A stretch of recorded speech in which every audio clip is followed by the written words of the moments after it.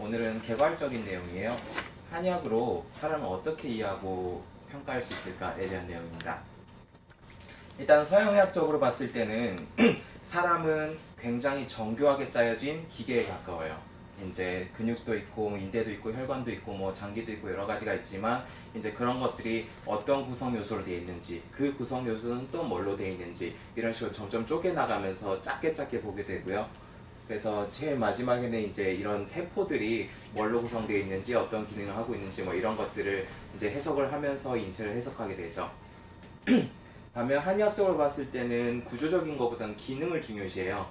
이 장기는 어떤 기능을 가지고 있는지, 이 장기는 어떤 기능을 가지고 있는지 이런 걸 많이 판단하게 되고요. 이런 비슷한 기능을 가진 장기들이 이거가 있으니까 이것들이 같이 병이 온다 뭐 이런 식으로 해석하기도 하고요. 굉장히 기능을 중요시하게 되고, 이 그림은 동의보감 딱 펼치면 맨 앞에 있는 신형장부도라는 그림이에요.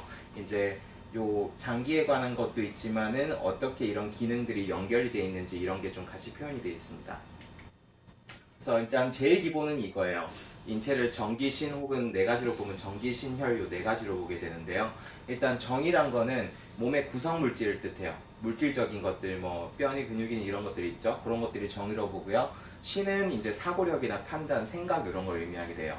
그리고 기라는 거는 이 신과 정을 연결해주는 매개체를 말하는데, 예를 하나 들어보면요.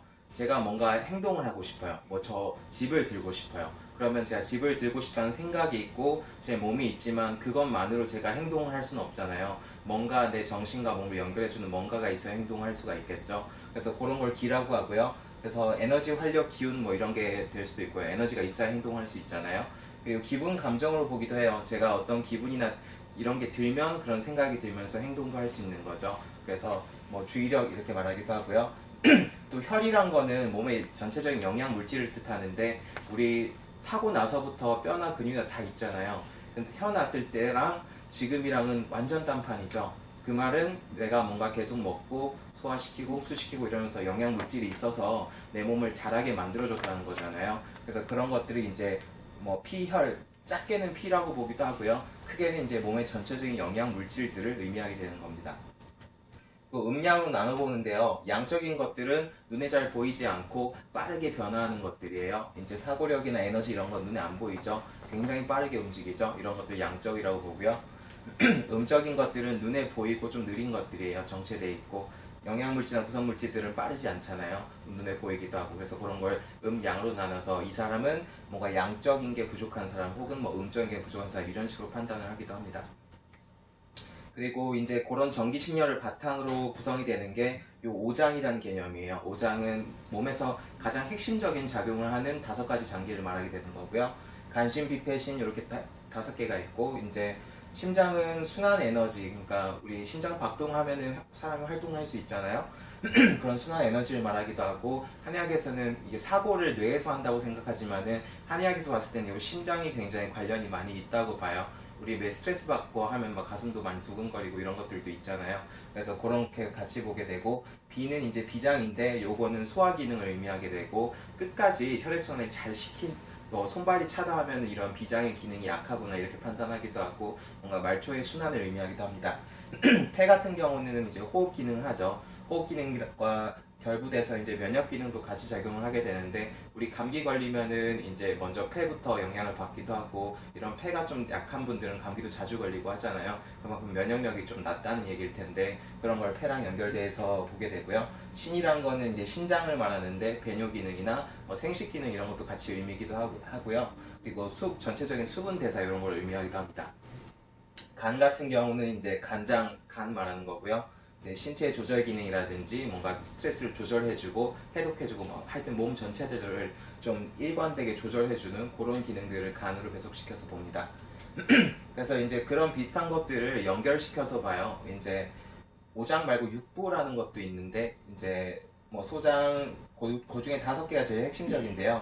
심은 소장이랑 연결돼 있다고 기능이 비슷하다는 얘기예요. 비는 위랑 연결돼 있다고 보고요. 폐는 이제 대장이랑 연결돼 있다고 보고, 신은 방광이랑 연결돼 있다고 보고, 간은 담낭이랑 연결돼 있다고 봐요. 기능적 구조적으로 연결돼 있다는 의미가 아니라 기능이 유사한 것들이 많다 이런 의미고요. 그리고 이런 것들을 판단할 때 심장 같은 경우는 맥을 봐서 판단하고요.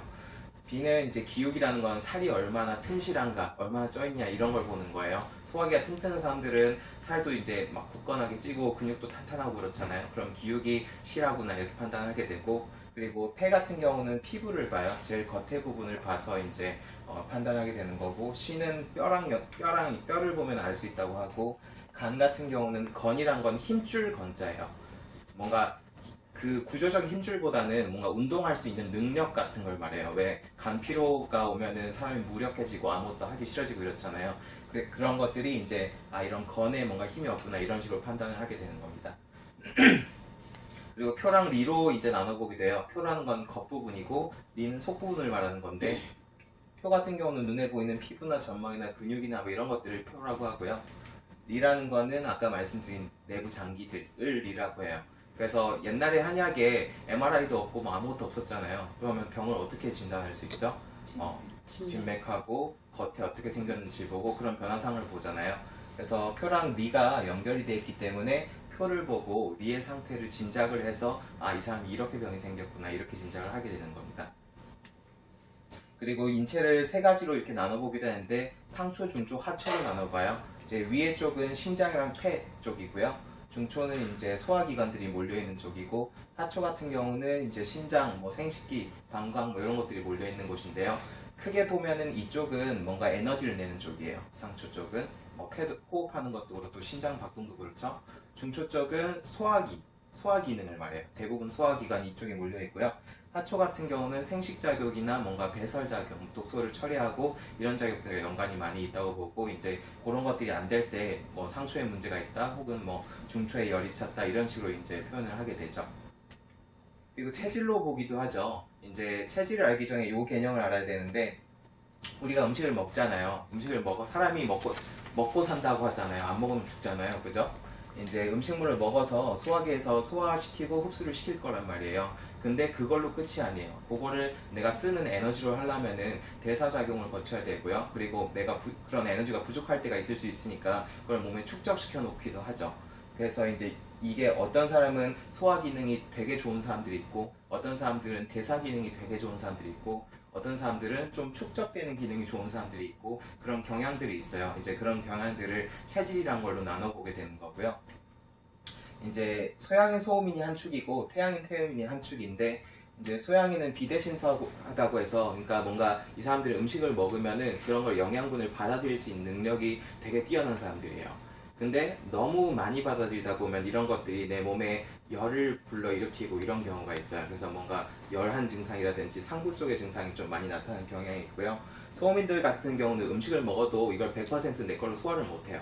그렇다 보니까 좀 마른 분들도 많고, 몸이 차지는 분들도 많고, 좀 골골대는 분들도 꽤 있고 이런 식이죠. 그리고 이제 태양인 태음인은 이제 소화 흡수를 시킨 다음의 문제인데, 이분들은 이제 태양인 같은 경우는 너무 순환이 빨라서 다 소모돼 버려요. 사람이 부족하면 축적하면서 그걸 축적된 걸 좀 써야 될 텐데 그냥 들어오면 다 써버리는 거예요.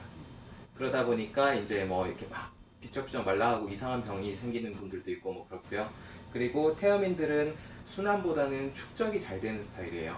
축적이 많이 되다 보니까 뭐 평소에 이제 좀 오래 살고 할 테지만은 축적이 많이 되는 만큼 뭔가 노폐물도 많이 쌓일 수도 있고요. 순환이 안 되는 만큼 뭐 전체적인 순환이 좀 안 된다든지 살이 이렇게 퉁퉁하게 불어오른다든지 붓는다든지 이런 문제가 좀 생길 수 있겠죠. 그래서 이제 이런 체질을 판단해서 어떤 경향의 사람인지 판단하고, 이 사람은 이런 경향의 사람이니까 이런 병이 잘 오겠구나, 그러면은 이렇게 치료하면 되겠다, 이런 식으로 생각하는 게 체질적인 사고를 하게 되는 거고요. 어떻게 보면은 앞서 설명드린 모든 방법들을 다 통과해서 이제 네 가지로 좀 간편하게 보는 그런 방법이라고 생각하시면 되겠습니다.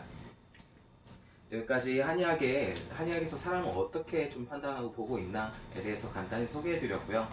쭉 보고 나니까 생각보다 이게 되게 복잡해서 단순하지가 않죠. 이제 서양의학에서도 이제 구조적으로 점점 복잡하게 들어가지만, 한의학에서는 이런 기능적으로 되게 복잡하게 봐요. 이런 것들이 어떤 연관을 가지고 있고 뭐 이런 것들 판단하게 되고요.